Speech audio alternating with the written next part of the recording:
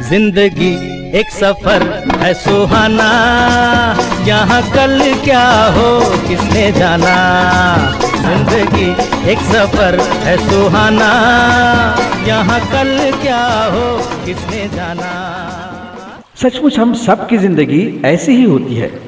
कल क्या होगा इसके बारे में हर कोई व्यक्ति बेखबर होती है। ऐसी अनिश्चित जिंदगी में शायद सबसे महत्वपूर्ण बात यह है कि हमारे आपसी रिश्तों को समझना और उन रिश्तों की सच्चे दिल से सराहना करना। बचपन, जवानी, बुढ़ापा, इन 3 स्तरों में से गुजरता अपनी जिंदगी का सफर रिश्तों के अनेक पहलुओं को उजागर करता है। परिवार की सभी जरूरतों को पूरा करने की बढ़ती जिम्मेदारियां, असुरक्षित जीवन में आने वाले मनोवैज्ञानिक तनाव और उनकी वजह से आपसी रिश्तों में निर्माण होने वाली दरार, असर स्वरूप दिन ब दिन कुंद होती जा रही इंसान की समझदारी। इन सभी बातों पर कुछ ठोस हल निकालने के लिए पिछले कई सालों के तजुर्बे से हमने ये जाना है कि पर्सनल काउंसलिंग की उपलब्धता समाज में काफ़ी कुछ सकारात्मक बदलाव ला सकती है। तो उसी के जरिए आज ज़रूरत है खुद में झांक कर देखने की, खुद को अच्छी तरह से समझने की, अंदर से जाग जाने की। बस यही जागृति करने हेतु मिशन ऑनलाइन काउंसलिंग के जरिए हमने किया है इस अनोखे वीडियो का निर्माण। जागो तब सवेरा, जागो तब सवेरा, एक एहसास आत्म जागृति का। जागो तब सवेरा, तब सवेरा, तब। हमें अपने माता पिता को कभी भी नहीं भूलना चाहिए, क्योंकि माता पिता हमारे अस्तित्व का कारण होते हैं और व्यक्तित्व की पहचान भी। दुनिया में माँ ही एक ऐसी शख्स है कि जो बच्चे पर अपनी जान तक निछावर कर देती है। खुद धूप में चलती है लेकिन बच्चों के सिर पर अपने प्यार का आंचल रखती है। ठंड लगने से खुद की जान भी क्यों न चली जाए, बच्चों को चद्दर में लपेट लेती है। खुद भूखी रहती है लेकिन अपने बच्चों को कभी भी भूखा नहीं रहने देती। सचमुच माँ क्या कुछ नहीं करती हमारे लिए। अब एक सवाल हमें खुद से करना होगा कि हमने क्या दिया है आज तक हमारी माँ को। शायद इसका जवाब होगा, हमने ज़्यादातर तकलीफ ही दी है माँ को। माँ की कभी भी तारीफ नहीं की। माँ का भोलापन, मासूमियत, लाड़, प्यार, शीतलता, ये सारी चीज़ें जैसे हम भूल चुके हैं। एक बार पीछे मुड़ के आंख भर के देखिए तो अपनी प्यारी दुलारी माँ को।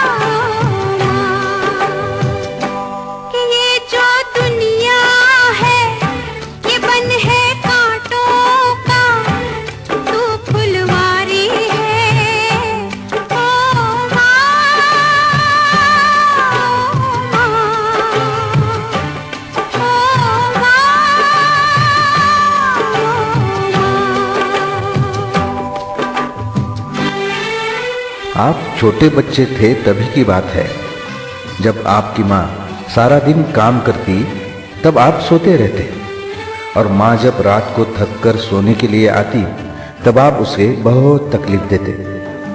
आपको सुलाने के चक्कर में कई बार माँ को नींद ही नहीं आई। क्या आपको कभी लगा भी है कि माँ ने आपके लिए कितनी सारी तकलीफें उठाई हैं आज तक?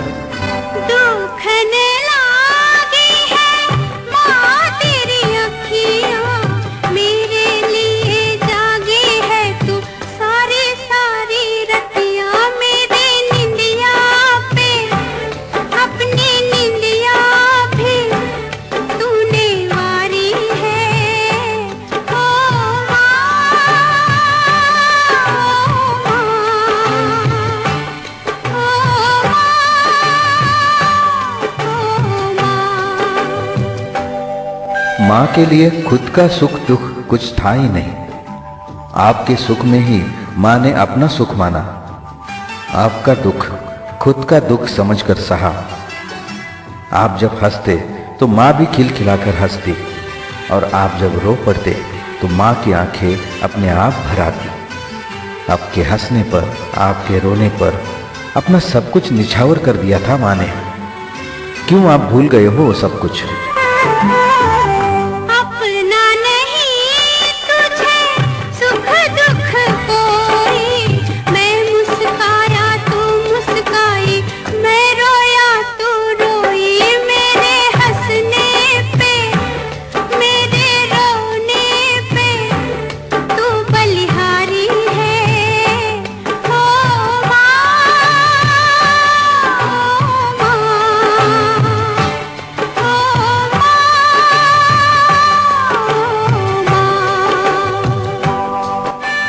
माँ के लिए आप उनकी जान से भी बढ़कर थे। आपकी परवरिश करते वक्त माँ ने किसी भी चीज की परवाह नहीं की।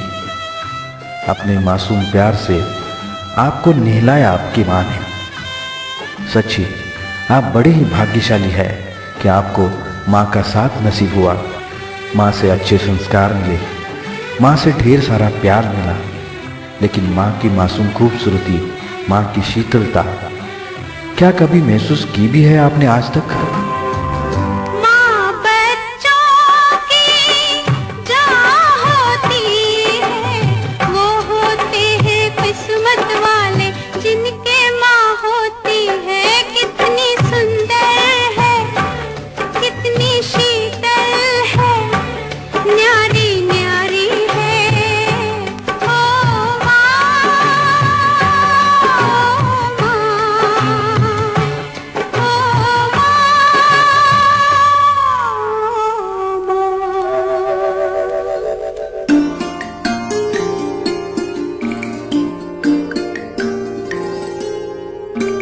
माँ जितना अपने बच्चों से प्यार करती है उतना ही प्यार पिताजी भी करते हैं। लेकिन पिताजी का प्यार जताने का अंदाज अलग होता है। वैसे हमारे जन्म के पहले से ही पिताजी माँ का ज्यादा ख्याल रखते थे। माँ को क्या पसंद है, क्या पसंद नहीं है, क्या खाने को माँ का मन करता है, किस चीज से माँ को तकलीफ होती है, वगैरह वगैरह। ये सब सिर्फ इसलिए कि एक नन्हे मुन्ने बच्चे के रूप में घर में हमारा आगमन होने वाला होता है। और फिर जब हम माँ की कोख से इस धरती पर जन्म ले लेते हैं तब पिताजी खुशी से झूम उठते हैं। काम में व्यग्र पिताजी के पास वक्त की कमी होने की वजह से हमें उनके साथ रहने के मौके बहुत कम मात्रा में मिलते हैं। और शायद यही वजह है कि हम जब छोटे थे तब उन्होंने हमारे लिए क्या क्या किया ये हम अक्सर भूल जाते हैं। हम सीख कर बड़े बन जाए, अच्छा खासा नाम कमाए, परिवार का नाम रोशन करे, इसके लिए पिताजी ज्यादा मेहनत करते हैं क्योंकि उन्होंने हम में सूरज देखा होता है या चांद। लेकिन क्या उनका ये प्यार हमने सही रूप में जानने की कभी कोशिश की है?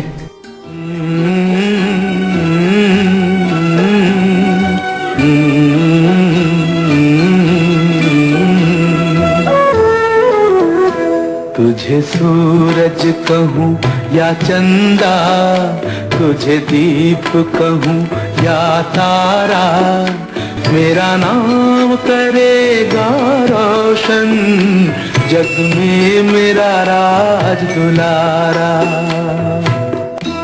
आप घर के आंगन में हमेशा खेलते रहे, ऐसे ही पिताजी को लगता था। आपकी मासूम सी हंसी पर तो उन्होंने अपनी दुनिया निछावर कर दी थी। जब आप उनके पास होते तो उन्हें लगता जैसे सारी दुनिया ही बाहों में समा चुकी हो। मैं कब से तरस रहा था मेरे आंगन में कोई खेले, नन्ही सी हंसी के बदले मेरी सारी दुनिया ले ले। तेरे संग झूल रहा है मेरी बाहों में जग सारा, मेरा नाम करेगा रोशन, जग में मेरा राज दुलारा। पिताजी की उंगली पकड़कर आपने चलना सीखा। जिंदगी की उतार चढ़ाव में हरदम पिताजी ने ही आपका साथ दिया। पिताजी का सचमुच कितना सहारा मिलता था आपको। लेकिन क्या आज आप उनके लिए सहारा बने हैं? आज उंगली थाम के तेरी तुझे मैं चलना सिखलाऊं, कल हाथ पकड़ना मेरा जब मैं बूढ़ा हो जाऊं, तू मिला तो मैंने पाया जीने का नया सहारा।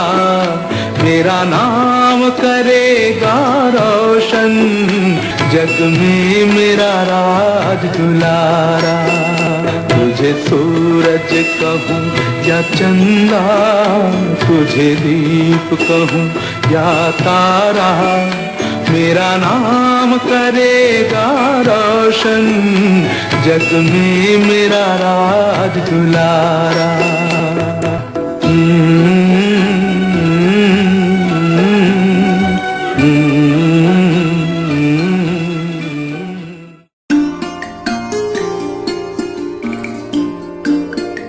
माँ और पिताजी ने हमारे लिए उठाई हुई तकलीफों का एहसास जब तक बड़े होकर हम खुद माँ बाप नहीं बन जाते तब तक नहीं होता। हम जब खुशी खुशी अपने बच्चों की परवरिश में लगे रहते हैं, उसी दौरान हमारे माता पिता आहिस्ता आहिस्ता बुढ़ापे की तरफ बढ़ रहे होते हैं, लेकिन इस बात पे अक्सर हमारा ध्यान नहीं होता। हालांकि माता पिता जब बूढ़े हो जाते हैं तब उनका दूसरा बचपन शुरू हो जाता है। हमारी मिडिल एज में पेरेंटिंग का सही मतलब होता है कि हमारे बच्चों के साथ साथ जिन्होंने हमें पाल पोस कर बड़ा किया, उन्हें अब हमारी ज़रूरत है। उनकी सही ढंग से देखभाल करना यह हमारा फर्ज बनता है। एक एक कदम बुढ़ापे की ओर झुकते हुए हमारे माता पिता की क्या उम्मीदें हो सकती है हमसे।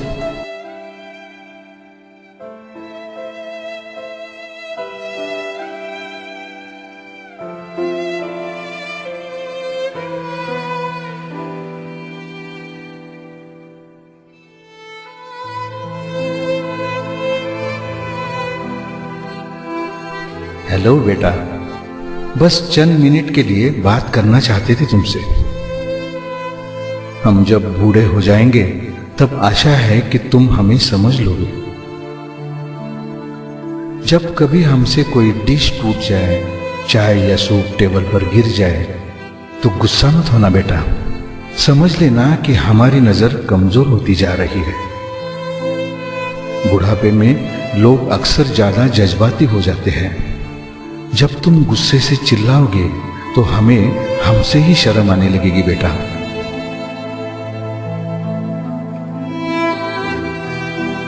आगे चलकर कभी हमें कम सुनाई देने की वजह से हो सकता है तुम्हारी बातें हमें ठीक से सुनाई नहीं देगी। तब कभी हमें बहरा बोलकर टोकना नहीं बेटे। वापस एक बार बता देना या लिखकर दिखाना। हम बूढ़े होते चले जा रहे हैं, हमारे घुटने कमजोर होते जाएंगे, तब हमें सहारा देना बेटे। जैसे हमने तुम्हें चलना सिखाने वक्त दिया था ना, वैसे। हमें थोड़ा सह लेना। कभी कभार हम एक ही चीज बार बार बोलेंगे, तभी हमारा मजाक मत उड़ाना बेटे। याद है बचपन में तुम गुब्बारों के लिए हमें कितना परेशान किया करते थे, और जब तक हम तुम्हारे हाथ में गुब्बारा थमा नहीं देते तब तक तुम वही बार बार दोहराते रहते।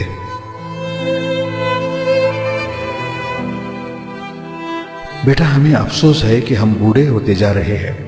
हमारे शरीर से बुढ़ापे की बू आती रहेगी। हमें माफ करना बेटा उसके लिए।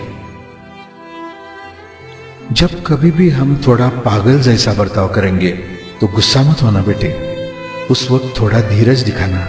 बुढ़ापे में अक्सर ऐसा होता है।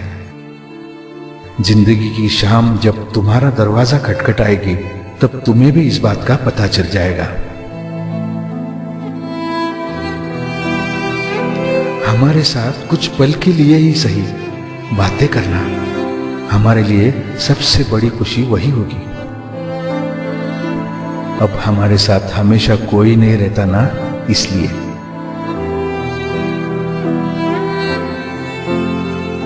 तुम बहुत बिजी हो, ये हम जानते हैं बेटा। हमारी घिसी पिटी बातें सुनने में भले ही तुम्हें कोई दिलचस्पी न हो, फिर भी हमारे लिए थोड़ा वक्त निकालना बेटे। तुम्हें याद है जब तुम छोटे थे तब तुमसे तुम्हारे टेढ़े बियर की कहानियां हम बार बार सुनते रहते थे। कभी हम बीमार हो जाएंगे और बिस्तर से जुड़ जाएंगे तब हमारा ख्याल रखना। कभी गलती से बिस्तर गीला हो गया या हमारी वजह से कोई परेशानी हो गई तो गुस्सा मत होना, बस हमें सहारा देना।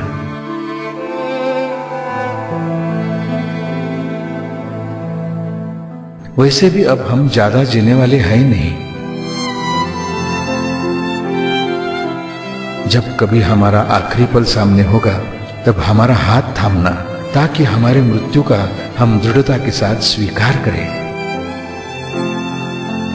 और जब हम उस परमात्मा के पास चले जाएंगे तो दुखी मत होना, हम परमात्मा को बता देंगे तुम्हें ढेर सारा प्यार और दुआएं देने के लिए, क्योंकि तुमने हमें जी जान से प्यार किया है जिंदगी भर। थैंक यू बेटा, तहे दिल से शुक्रिया हमारा ख्याल रखने के लिए। Bye, take care.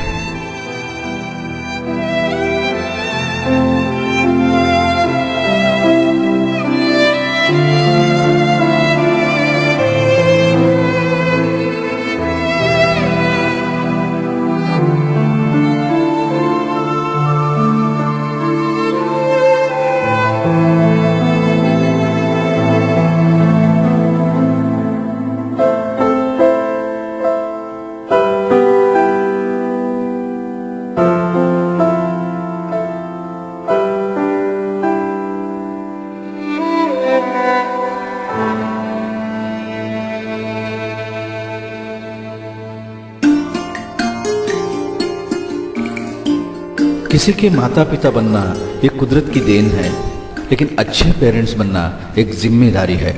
बच्चों को अच्छे से अच्छे स्कूल में दाखिला देना, अच्छे से अच्छा खाना खिलाना, अच्छे कपड़े दिलवा देना, इन सभी सुविधाओं से बढ़कर भी बच्चों को कुछ चाहिए होता है। हमारा प्यार भरा स्पर्श, हमारा दुलार, हमारा विश्वास, शाबाशी भरी तारीफ। इसी से बच्चों के हौसले बुलंद होते जाते हैं, उनके पंखों में जान आ जाती है, और उसके बाद ही हमारे बच्चे आसमानी बुलंदियों को छूने के काबिल बन सकते हैं। बस इसके लिए जरूरी है कि बच्चों को सही ढंग से जान लेने की, सही समय पर और जहां जहां हो सके बच्चों के साथ थोड़ा वक्त बिताने की, उनको समझ लेने की, और तब सभी मर्यादाओं का क्षमताओं में परिवर्तन हो जाता है। जैसा भी है, हर एक बच्चा हीरा होता है, बस जरूरत है उस हीरेपन को खोजने की। 10 मार्च 1988 के दिन पैट्रिक जॉन ह्यूज और पैट्रिसिया ह्यूज, इनके घर में एक बच्ची ने जन्म लिया। ये बच्चा जन्म से ही ब्लाइंड था। हाथ पैर ठीक से हिल नहीं पाने की वजह से उसका चलना नामुमकिन था। उसके शरीर की यह कंडीशन देखकर 2 स्टील के रॉड्स के जरिए उसके बैकबोन को सपोर्ट दिया गया था। ऐसी परिस्थिति में भी जॉन एवं पैट्रिसिया ने कभी अपने नसीब को कोसा नहीं। इस डिसेबिलिटी में हेनरी की तो कुछ गलती है ही नहीं, इसका एहसास जताते हुए हेनरी की परवरिश उन्होंने बड़े लाड प्यार से की, उससे दिलो जान से प्यार किया। पेरेंटिंग का व्रत उन्होंने एक चुनौती समझकर बखूबी निभाया। हेनरी का आज का व्यक्तित्व सिर्फ उसके पेरेंट्स की वजह से ही है, ऐसा कहने में कोई गलती नहीं होगी। हेनरी के पिता जॉन ने हेनरी को सिर्फ 9 महीने की उम्र में ही पियानो से परिचित करवाया, और केवल 2 साल की उम्र में ही हेनरी पियानो बजाना सीख गया।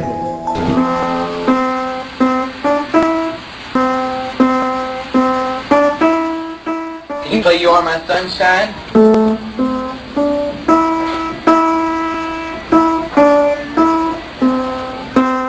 Play Twinkle?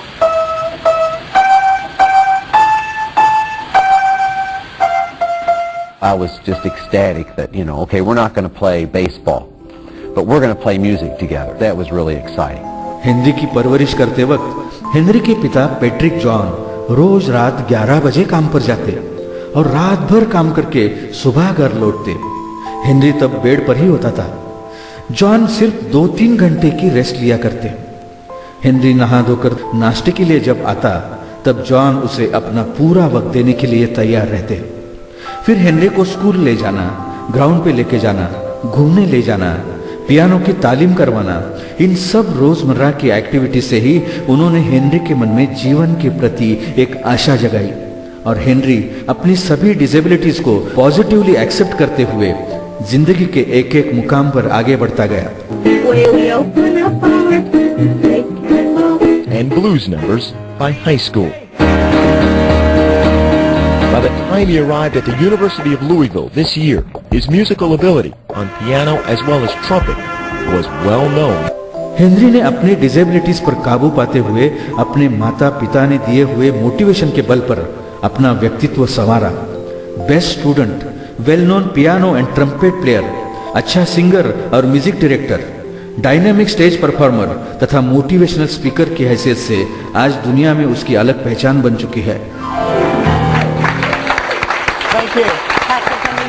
हेनरी के सक्सेस लाइफ का क्रेडिट उसके पेरेंट्स जॉन और पेट्रिसिया इनको ही देना चाहिए, क्योंकि तू ये कर सकता है, तू वो कर सकता है, इस तरह का विश्वास छोटी छोटी बातों से वो देते रहे, जिसकी वजह से हेनरी की लिमिटेशंस उसकी स्ट्रेंथ बन गई। 220 से भी ज्यादा पार्टिसिपेंट्स होने वाले कार्निवल मार्च में हेनरी को शामिल कराते वक्त जॉन ने एक पिता की हैसियत से लिए हुए इन एफर्ट्स को देखना, अपने बच्चे के प्रति इतना लगाव जताना उनके आदर्श पितृत्व का एक बेमिसाल एग्जाम्पल है। From the pre-game drill practice to the march around the stadium to the halftime performance in front of thousands. और इसीलिए कूल मून लाइट इस कंपोजिशन के सुर हेनरी अपने जादुई हाथों से पियानो पर जब छेड़ता है तब वो सिर्फ म्यूजिक नहीं होता, वो होता है अनोखी विल पावर का एक सुरीला एहसास, जिंदगी की ओर देखने का एक नया नजरिया। हेनरी ह्यूज को अपनी मर्यादाओं पर काबू पाकर जिंदगी पर एक अनोखा विश्वास जताने का मोटिवेशन देने वाले पैट्रिक जॉन ह्यूज और पेट्रिसिया ह्यूज, इनको तहे दिल से सलाम। अगर एक अपाहिज और अंध बच्चा इस तरह आसमानी बुलंदियों को छू सकता है तो हमारे नॉर्मल बच्चे क्या कुछ नहीं कर पाएंगे। अगर हम बच्चों में कुछ अच्छे बदलाव लाना चाहते हैं तो हम में से हर एक पेरेंट ने खुद में झांक कर देखना जरूरी है, कुछ हद तक खुद में परिवर्तन लाना जरूरी है। पेरेंटिंग की सभी जिम्मेदारियों को खुद सही ढंग से अमल करना जरूरी है। अच्छी आदतें पहले हमें खुद पर डालनी पड़ेगी। हम जो कुछ बच्चों से करवाना चाहते हैं वो पहले हमें खुद करना चाहिए, क्योंकि हम क्या बोलते हैं उससे परे हम कैसे बर्ताव करते हैं वो बच्चे देखते हैं। बच्चों के प्रति क्या करना है क्या नहीं करना है इसकी जानकारी तो आप हो चुके। हमारे बच्चे हमारे परिवार का एवं हमारे देश का भविष्य है। इस बात को मद्देनजर रखते हुए अब इसके आगे बच्चों से क्या कहना है, उन्हें हमें कौन सी सकारात्मक राह दिखानी चाहिए, उन्हें कैसे प्रोत्साहित करना चाहिए, ये समझ लेना जरूरी है। पेरेंट्स जाग जाएंगे तो बच्चे सही संस्कार के तले खिलेंगे, तभी हमारे देश को महासत्ता बनने से कोई नहीं रोक सकता। इंसाफ की डगर पे बच्चों दिखाओ चल के, ये देश है तुम्हारा, नेता तुम ही हो कल के। बच्चों पर विश्वास जगाते हुए हमें ये कहना है कि देखो सत्यवादी बनो, कठिन से कठिन परिस्थिति का सामना दृढ़ता के साथ करो। दुनिया में कहीं भी जाकर विद्या अर्जित करो, लेकिन उस ज्ञान का सही इस्तेमाल केवल अपने देश की उन्नति के लिए करो। दुनिया के रंज सहना और कुछ न मुंह से कहना, सच्चाइयों के बल पे आगे को बढ़ते रहना। रख दोगे एक दिन तुम संसार को बदल के, इंसाफ की डगर पे बच्चों दिखाओ चल के, ये देश है तुम्हारा, नेता तुम ही हो कल के। बच्चों को सिखाए कि इंसान के साथ इंसान जैसा बर्ताव करना चाहिए, अन्याय के विरुद्ध लड़ते हुए कभी भी ना डगमगाए। सच्चाई का रास्ता चाहे कितना भी कठिन हो, उसे बड़ी हिम्मत के साथ तुम्हें पार करना है। अरे आपके परों को इसीलिए तो परवान पे चढ़ाया है।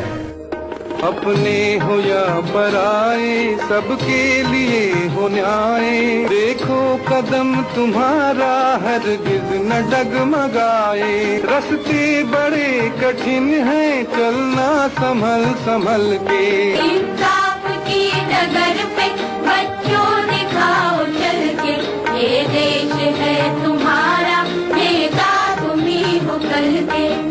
बच्चों को ये भी अवगत कराइए कि उन्हें मानवता के साथ साथ चरित्रवान नागरिक भी बनना है। अपने देश के लिए तन मन अर्पण करे, केवल खुद के लिए न जिए। जो इंसान दूसरों के लिए अपना जीवन बिताता है वही इंसान सही मायने में जिंदगी जीता है।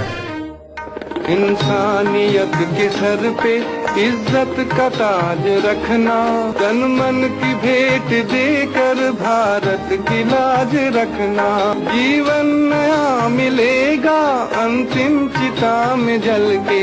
इंसाफ की डगर पे बच्चों दिखाओ चल के, ये देश है तुम्हारा, नेता तुम ही हो कल के। इंसाफ की डगर पे बच्चों दिखाओ चल के, ये देश है तुम्हारा, नेता तुम ही हो कल के। हम सभी ने इस धरती पर जन्म लिया है एक खुशहाल जिंदगी बसर करने के लिए, लेकिन कई बार जिंदगी एक अलग मोड़ ले लेती है और अलग अलग किस्म के मनोवैज्ञानिक तनावों का सामना करना पड़ता है। पढ़ाई की या करियर की सही दिशा न मिलने से, सही जॉब न मिलने से, जीवन साथी का सही परिचय न हो पाने से जिंदगी कुछ अजीबोगरीब मोड़ ले लेती है। अजीब किस्म के उतार चढ़ाव महसूस होने लगते हैं। इस तरह की सभी बातों से छुटकारा पाने के लिए अपने जिंदगी की सही राह जान लेना जरूरी है, जो कि किसी ठोस साइंटिफिक प्रक्रिया पर आधारित हो एवं भरोसेमंद भी। हमारे परिवार के एक एक सदस्य को अगर हम साइंटिफिक प्रक्रिया से जान लेते हैं तो आपसी एक्सेप्टेंस लेवल बढ़ती है और उसी से बनी रहती है परिवार की शांति। परिवार खुशहाल तो समाज खुशहाल, समाज खुशहाल तो देश खुशहाल, और असल में वही डोर होगी विश्व शांति की ओर बढ़ने की। दुनिया में अनगिनत लोग रहते हैं, फिर भी हर एक व्यक्ति का एक निजी अस्तित्व होता है। हर एक व्यक्ति एक स्वतंत्र व्यक्तित्व है। जन्म लेते वक्त ही अपनी क्षमताएं, मर्यादाएं एवं स्वभाव की अलग अलग विशेषताओं से सजा हुआ एक अद्वितीय व्यक्तित्व।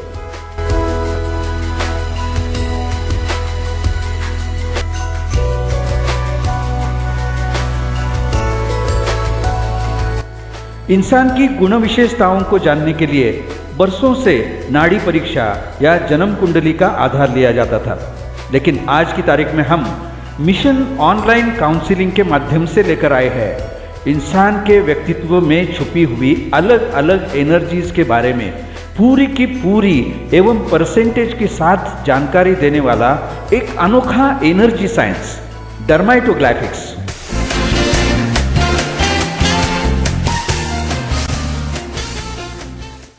हाथ की उंगलियों के प्रिंट्स के जरिए इंसान के पूरे व्यक्तित्व का एनालिसिस करने वाला ये अनोखा शास्त्र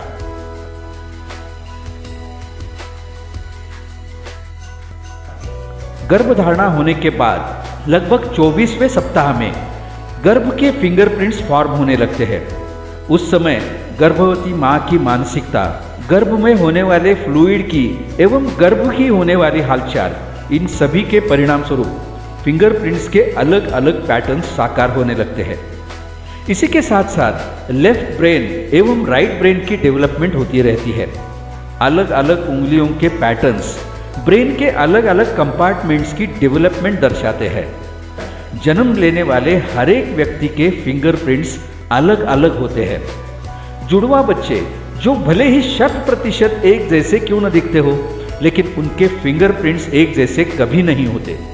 और ये जो फिंगरप्रिंट्स लेकर इंसान जन्म लेता है उनमें कभी भी कोई बदलाव नहीं आते, और इसलिए डर्माटोग्राफिक्स के एनालिसिस में 95% से भी ज़्यादा एक्यूरेसी पाई जाती है। डर्माटोग्राफिक शास्त्र के आधार पर किया जाने वाला एनालिसिस मशहूर American psychologist doctor Howard Gardner ने संशोधित किए हुए मल्टीपल इंटेलिजेंस की थ्योरी पर आधारित है। डॉक्टर हॉवर्ड गार्डनर कहते हैं, If we all had exactly the same kind of mind and there was only one kind of intelligence, then we could teach everybody the same thing in the same way and assess them in the same way, and that would be fair. But once we realize that people have very different kinds of minds, different kinds of strength, then an education which treats everybody the same way is actually the most unfair education. और बस बिल्कुल यही रवैया था हमारी हिंदुस्तानी Gurukul education system का। Mission online counselling के माध्यम से पिछले कई सालों से हम गुरुकुल विचारधारा को प्रमोट कर रहे हैं। और अब डर्माटोग्राफिक्स मल्टीपल इंटेलिजेंस एनालिसिस की टेक्नोलॉजी से केवल हाथ के फिंगरप्रिंट्स के जरिए inborn energies point of view से व्यक्तित्व की सभी जानकारी पाना मुमकिन हो गया है। कुदरती क्षमता और चाहत, इनके मिलाप से हर एक को अपने जीवन की दिशा चुनना और कामयाब होना ये अब आसान सा हो गया है। आपको अगर आप ही में छुपी हुई अद्वितीय क्षमताओं से परिचित किया जाए तो, और वो भी कोई aptitude test, IQ test, personality test लिए बिना, कोई भी बिजनेस शुरू करने से पहले जैसे हम अपनी आर्थिक क्षमता का अंदाजा लेकर फिर कोई ठोस कदम उठाते हैं, वैसे ही हमारी जिंदगी का सुहाना सफर तय करते वक्त अगर हमारी इनबॉर्न एनर्जीज, स्वभाव की विशेषताओं से अगर हम वाकिफ है तो कामयाबी पाना बहुत आसान होता है, क्योंकि क्षमताओं का सही इस्तेमाल करके नई नई चुनौतियों की तरफ उड़ान लेना, यही सही मायने में कामयाबी है। आपकी लर्निंग स्टाइल्स, थिंकिंग स्टाइल्स किस टाइप की है? आपकी एनर्जी से रिलेटेड कौन से क्षेत्र में आप ज्यादा कामयाब हो सकते हैं? आप किस विषय में अधिक प्रभावशाली है? करियर बनाते वक्त आपने कौन कौन सी बातों पर ज्यादा ध्यान देना जरूरी है? आप किस टाइप का जॉब या बिजनेस अच्छी तरह से कर सकते हैं, या एग्जिस्टिंग जॉब आप एंजॉयबल कैसे बना सकते हैं? घर में या ऑफिस में इंटरपर्सनल रिलेशनशिप मेंटेन करते वक्त आपकी मानसिकता, जज्बातीपन कैसा होना चाहिए? किस एरिया में खुद में बदलाव लाने की आपको ज़रूरत है? ये सभी बातें बताने वाला पर्सनल काउंसलिंग जब हमारे एक्सपीरियंस काउंसलर देते हैं तब वो सिर्फ काउंसलिंग नहीं होता, वो होती है पूरे जीवन को दी गई दिशा। जीवन की सभी चुनौतियों को तोलकर मानव जन्म सही मायने में कृतार्थ करने का एक गुरु मंत्र। आइए मिशन ऑनलाइन काउंसलिंग के माध्यम से किए जाने वाले फिंगरप्रिंट एनालिसिस पर आधारित पर्सनल काउंसलिंग का आप अवश्य लाभ उठाएं और अपने जीवन का सफर अपनी इनबॉर्न एनर्जीज को समझकर कामयाबी से संवार कर खुशहाल बनाइए। हंसते गाते जहाँ से गुजर, दुनिया की तू परवाह न कर। हंसते गाते जहाँ से गुजर, दुनिया की तू परवाह न कर। मुस्कुराते हुए दिन बिताना।